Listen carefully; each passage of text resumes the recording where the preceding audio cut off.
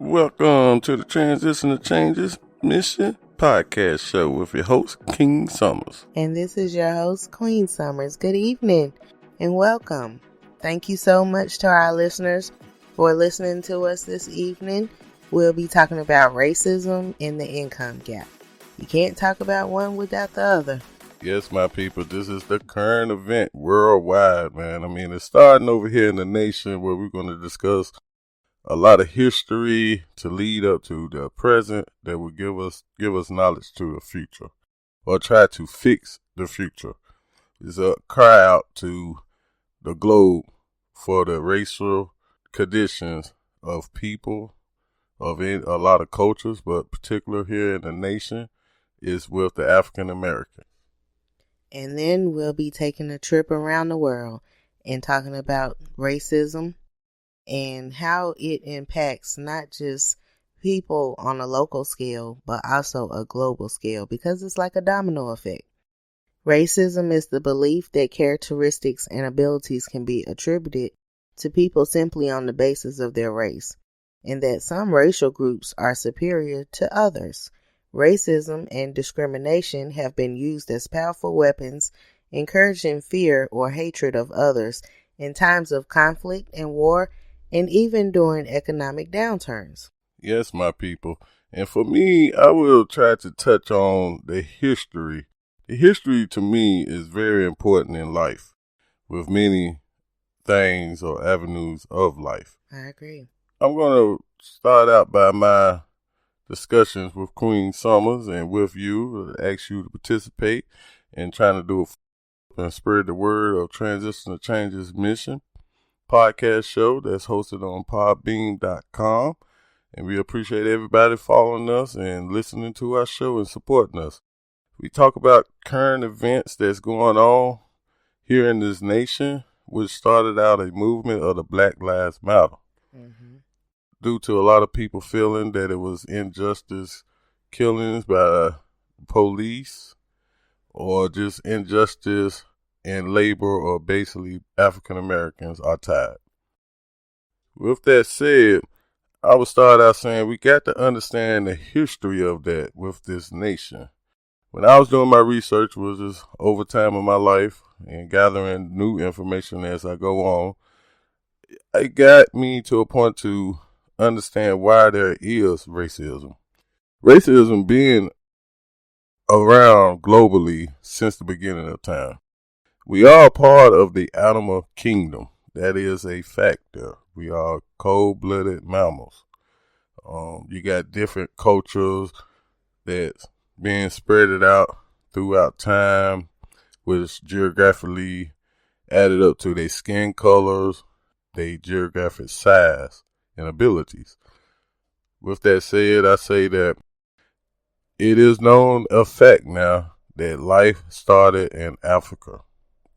It has been researched that the Garden of Eve was located in Iraq, I think, in Babylon, or it's different type of researchers saying that it started in the Garden of Eve was in Africa. But yet alone, Africa is the beginning point of life. Now, with that said, that is very important from me starting out with the history of racism and slavery and things of that nature. We must acknowledge that life started first in Africa. That means scientists are saying blacks or dark-skinned color humans was the first race that was implanted on this planet. Once we get that understanding, you can get the understanding of power. It wasn't always within the animal kingdom. There is always conflict. Conflicts of power, conflicts of territory. This, what we would call unknowledgeable knowledge about the hatred towards another creature. Like, for instance, a lion would just kill a cheetah just for the fun of it. We ourselves got that same nature inside of us. That's very important to have knowledge of that. So, with that knowledge of the first beginning race was in Africa, there are many theories about how different coloring of skin pigment started to evolve. You have the big comet that came, and we had the theory that I believe that the earth was all in one mass land. Therefore, you got the dinosaurs, you got the era of humans coming up, you got the era of the comet and destroying everything. And I think that big comet made the land separated. And therefore, it started the change reaction of different skin colors, languages. Within the main story that I like in the Bible, that's Jacob's ladder. And race is a powerful idea and an enduring concept invented by society. It influences how we relate to other human beings. So, King, I'm going to talk about racism in Europe. Europe has a regional human rights architecture which is unrivaled elsewhere in the world. But the human rights watchdogs have said that they have a proud reputation as a beacon of human rights. It is sadly still the case, however, that the reality of protection from human rights abuses for many of those within its borders falls short of the rhetoric. In recent years, one of those forms of abuses has been in the area of race, often growing with changing economic circumstances and increased immigration to the region. From the institutionalized racism, especially in colonial times, when racial beliefs were not considered something wrong, to recent times where the effects of neo-Nazism is still felt. Europe is a complex area with many cultures and a relatively small area of land that has seen many conflicts throughout history. Many of these conflicts have had trade, resources, and commercial rivalry at their core, but national identities have often added fuel to some of these conflicts. Debates over the origins of racism often suffer from a lack of clarity over the term. Many conflate recent forms of racism with earlier forms of ethnic and national conflict. In most cases, ethno-national conflict seems to owe to conflict over land and strategic resources. In some cases, ethnicity and nationalism were harnessed to wars between great religious empires, for example, the Muslim Turks and the Catholo-Austro-Hungarians. As Benedict Anderson has suggested in Imagined Communities, ethnic identity and ethno-nationalism became a source of conflict within such empires with the rise of print capitalism.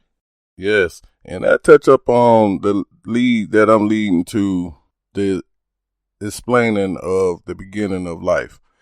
And that leads to what I was stating on the conflict. Mainly, I'm just stated like this as an example.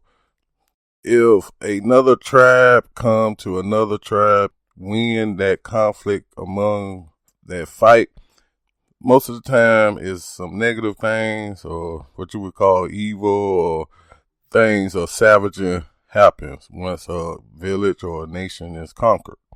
Most of the time, what comes out of that with humans is slavery. Now, when you see the history of the beginning of Africa having this great power, which is a show coming up about why culture history need to be taught in schools, and I need to do more research and ask everybody else to do more research, because this is forbidden ancient history of the first beginnings of human anatomy that I feel that has been taken out of textbooks or being covered up or being spread out through the globe. But when Africa fell through Europe and the European, a lot of other countries, France, Spain, came in for the natural resources, they also took one of the main natural resources, and that was the human body of a person, which was women, children, and men. With that said, they took them and spread them out across the globe. America wasn't even really established at that point, but some says that Africans had journeyed to America way before the Europeans found America, and that centuries was like during the 1400s and the 1526. Also, through that conquering of Africa, these European and other countries took the manpower out of Africa and put them in slavery. Now, with that history, which is I'm going to lead up to the reason why I'm going over all this is to lead up to why racism will always have a conflict. Because it starts from the beginning. If you conquer another nation and you take the people out of there always are going to be conscious leaders that will try to keep them people at bay. There will always be within that culture some type of rebellion. So you're going to have to need watchdogs to keep them suppressed. And that was going on way before America was established. Like I stated, it was African Americans spread it out into slavery across the European countries. Therefore, then Christopher Columbus and other voyagers ventured out into the ocean, found more land, which was the founding of what we call the United States. Now,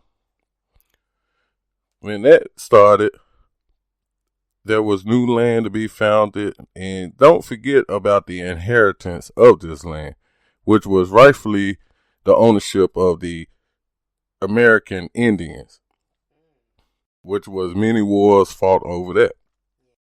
But there is some knowledge towards that during the writing or the founders of this nation, which was needed labor at that time after they conquered the American Indians, they said that the Indians was too savage to become laborers or be embodied into slavery.